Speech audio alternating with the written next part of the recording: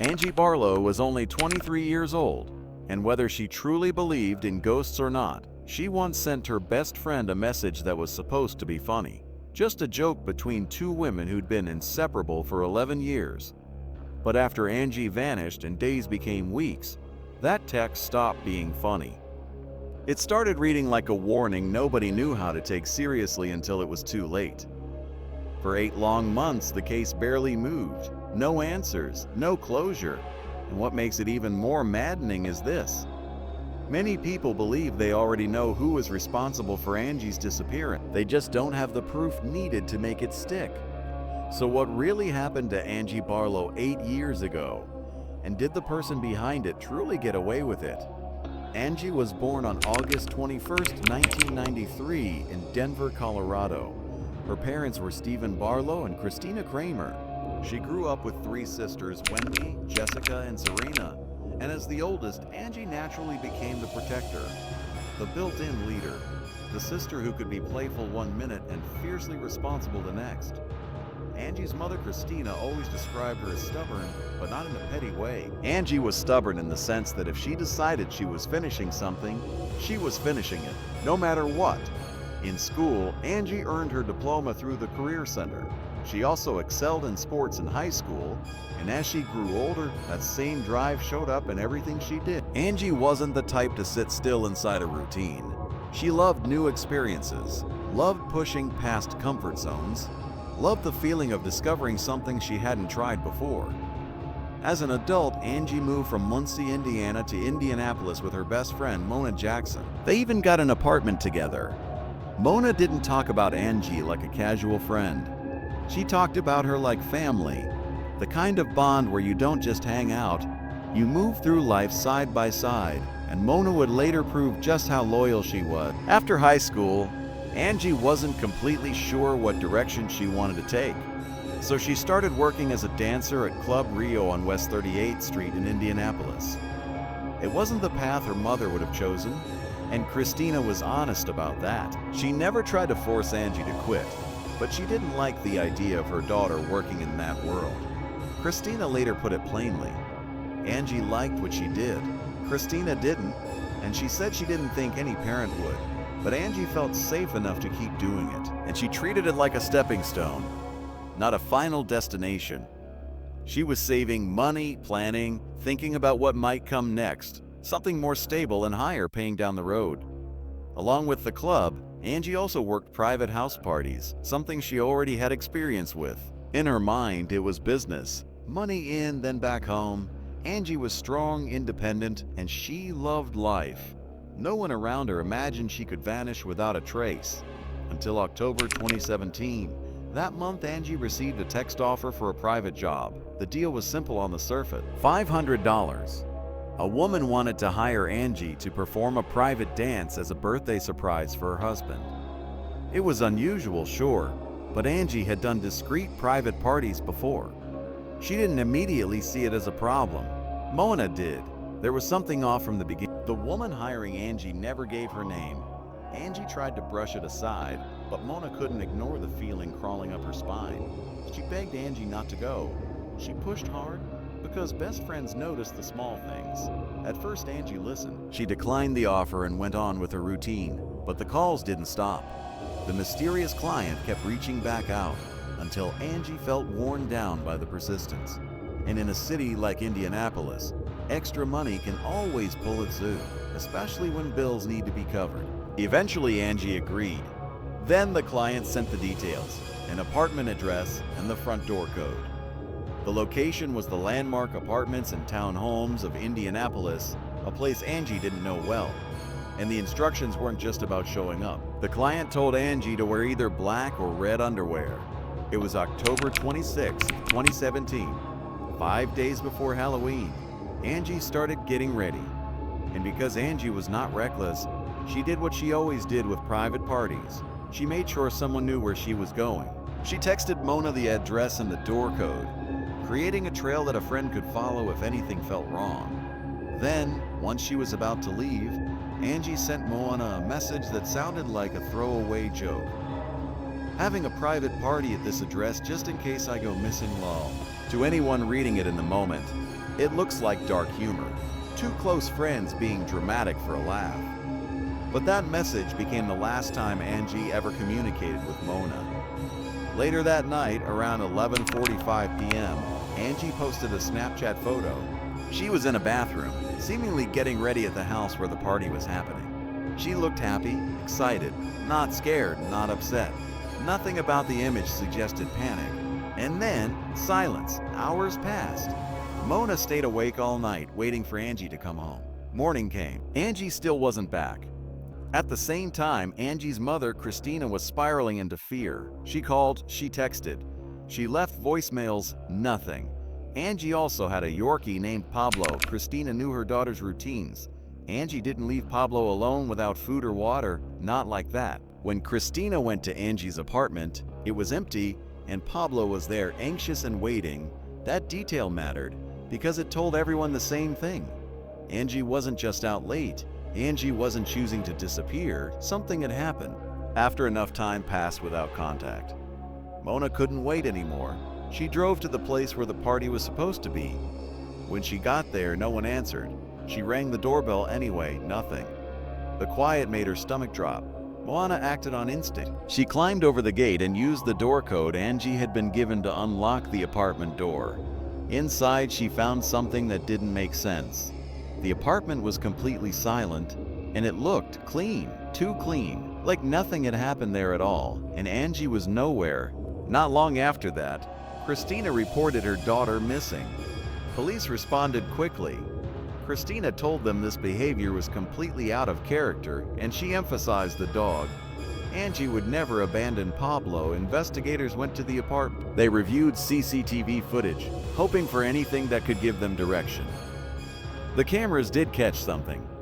Angie's blue Pontiac G6 was seen leaving the building around 3:30 a.m. on the morning of October 27th. But Angie's car wasn't alone. A dark-colored vehicle followed right behind it, leaving at nearly the same time. The footage was blurry. The windows were tinted. Police couldn't see the drivers. That left investigators with two possibilities, and both were terrifying. Either someone was following Angie, or Angie left voluntarily with someone else. But if she left willingly, why didn't she answer her phone? Why didn't she tell Mona or her mother that she was safe? Even a quick text would have calmed the panic. Instead, there was nothing. As the police worked the case, Angie's family and friends moved into search mode. They posted flyers, covered areas nearby, and pushed her story across social media. The Barlo family begged for tips, for sightings, for anything. But leads didn't come. Meanwhile, police focused on the dark car from the CCTV. Even though they couldn't see the driver, they were able to pull the license plate number. When they ran it, one name came back, Raven Miller. And then investigators uncovered another connection that made the air in the room change. The mysterious client who hired Angie for the private party was Raven Miller too. Now the question became simple but heavy. Who is Raven Miller? And why was she calling Angie under a hidden identity? It turned out Angie did know Raven, even if police didn't immediately understand the history. Angie had previously been involved with a man named Baron McCullough, someone she met through the club where she worked. The relationship didn't last, but it clearly stirred resentment. Raven, according to those close to Angie, held anger toward her, especially after Angie moved on and started dating Baron. And the part that bothered Angie's friends most was this. Angie and Raven were not close. They weren't friends. They didn't talk like that. So if Angie had known Raven was behind the offer, people close to her believed she would never have gone. Angie didn't have the phone number saved. She didn't know the exact address ahead of time, and Raven never gave her name. That secrecy looked deliberate. If Raven feared Angie would recognize her and refuse the job, hiding her identity would solve that problem. Mona later said Angie would have left immediately if she'd seen either Baron or Raven at the door. But Angie went inside. She took cheerful photos. She didn't show any signs that she recognized danger. That led investigators toward a grim theory. Maybe Baron and Raven didn't lure Angie directly. Maybe they used someone else to get her through the door. And once Angie was inside, she was trapped. Police questioned both Baron and Raven. They seemed calm. They claimed Angie had been at their apartment party, and they insisted she left afterward with an unknown man. That story created more confusion, not less, because Raven's car was seen behind Angie's. But police still couldn't prove who was driving which vehicle. They couldn't confirm what happened after Angie's Pontiac left the building. 12 days after Angie disappeared, her car was found about 8 miles from the apartment where the party took place. It was empty. Detectives and Angie's family rushed to it, hoping the vehicle might hold answers.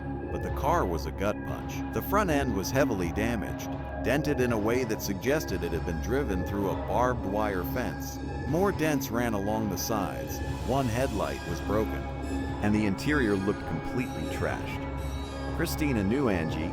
Angie was careful. She took pride in keeping her car clean. Seeing it like that felt like proof that something violent had happened. Police sent the vehicle for DNA testing. They collected everything inside as evidence. They have never publicly said whether the results produced anything useful. Angie's family offered a $5,000 reward for tips and solid leads, but nothing came in that could bring her home. And that kind of waiting changes people. Because the fear doesn't fade, it multiplies. Every hour becomes a new question. Every day becomes a new nightmare you have to survive while still functioning. Months went by. Then Christina received a call from the same number that had been used to contact Angie. When she answered, Raven Miller was on the line. What Raven said during that call disturbed Christina deeply. Raven spoke about the night Angie went missing in a way that felt wrong, like she knew more than she should. When Christina pressed for details, Raven's response chilled her. Raven asked Christina if she wanted her to share exactly what Angie said. Christina didn't understand. What did that mean? And the way Raven said it made Christina wonder if it implied Angie was already gone. Why speak with that kind of certainty? Why talk like Angie's story was already finished? Then Raven and Barron left Indianapolis and moved to Arizona. To the family, to many observers, it looked like running. But suspicion isn't proof. And without proof, the case stayed stuck. 7 months after Angie vanished, investigators finally made an arrest connected to something suspicious. Not Angie's disappearance itself, but something that raised alarms. Someone had withdrawn $8,000 from an account. That account belonged to Angie's grandmother. Police traced the withdrawal to a woman named Michelle Brown. Michelle claimed she chose the account number by accident and said she didn't know Angie's grandmother. Investigators didn't find that convincing. The timing was too convenient, too close to Angie's disappearance to ignore. 3 other people were also arrested on suspicion of theft: Andre Twilley, Mackenzie Bell, and Eric Newton. Their arrests were unrelated to Angie's disappearance, but police suspected at least one of them may have been involved in luring Angie to Raven's party. That line of inquiry had to pause when a new tip came in about a month after the withdrawal incident.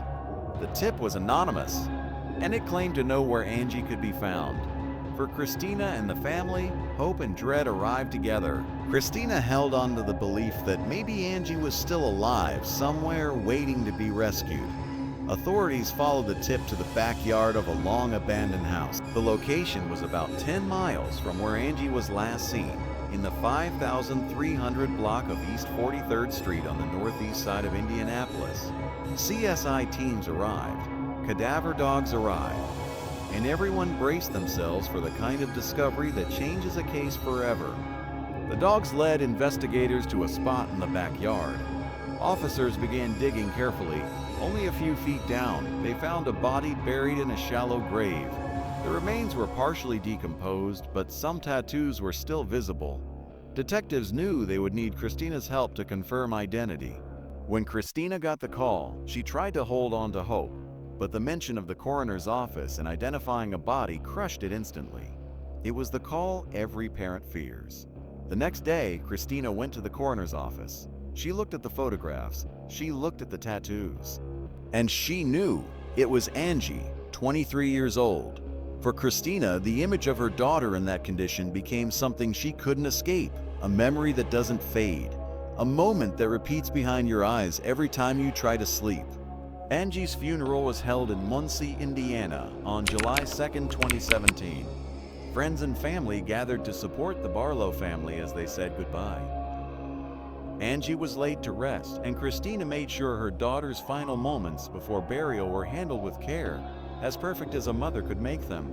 But Christina also knew what that goodbye meant. She would never see Angie plan a wedding, never see her spoil grandchildren, never watch her celebrate birthdays, victories, and the small milestones that make life feel full. The funeral gave Angie's loved ones one last chance to give her the tenderness she deserved, even though she couldn't receive it the way she should have. And after all of that, the cruelty of the reality remained. The person or people responsible for Angie's death have not been brought to justice. Police are believed to be fairly certain about who was involved, but certainty isn't enough in court. Without solid proof, no conviction happens, and that leaves families trapped in the worst kind of limbo, knowing what they believe, but unable to make it official. Still, it's hard for many people not to focus suspicion on Raven Miller and Baron McCullough. The secretive setup, the anonymous contact, Raven's car following Angie's, the chilling phone call to Christina, the sudden move to Arizona. Together, it feels like too much to brush aside as coincidence. Yet Raven has remained out of reach. 8 years have passed since Angie disappeared, and no one has been formally charged. No one has been publicly named as a suspect. Meanwhile, Raven moved on with life and now uses the stage name Donnie Drip. In January 2022, Donnie Drip released a song titled Dollar F Dollar. The lyrics ignited outrage, especially among the Barlo family and people following the case online. In the track, Raven raps, "Now I'm smoking on this Barlo. It was my choice to smoke them if I did." Online sleuths interpreted smoking on Barlo as a disturbing reference, as if Angie's death was being mocked. Whether police are investigating the lyrics is unclear, but the decision to mention Barlo in a song is undeniably unsettling. Angie's case gained broader attention, especially around 2020 when podcasts began covering it. One podcaster, inspired by what she saw on Facebook, chose to tell Angie's story to keep public awareness alive. It became another reminder of how social media can keep a case from disappearing completely, even when official progress stalls. For the Barlo family, the hope remains the same, that whoever is responsible will eventually be held accountable. Angie's sisters still carry the loss every day. They think about her constantly. Her younger sister, Marama, still sleeps with a stuffed owl Angie gave her. She named the owl Angie. It's one of the last gifts Angie gave before she vanished, and it holds a kind of comfort that words can't replace. The Indianapolis police continue to follow leads, and for everyone still paying attention, all that's left is to hope the right tip, the right piece of evidence, the right break finally arrives. Because Angie's family deserves justice. If you found this case fascinating, don't forget to like the video and subscribe to the channel. We post crime case videos every night. Until next time, stay sharp, stay vigilant.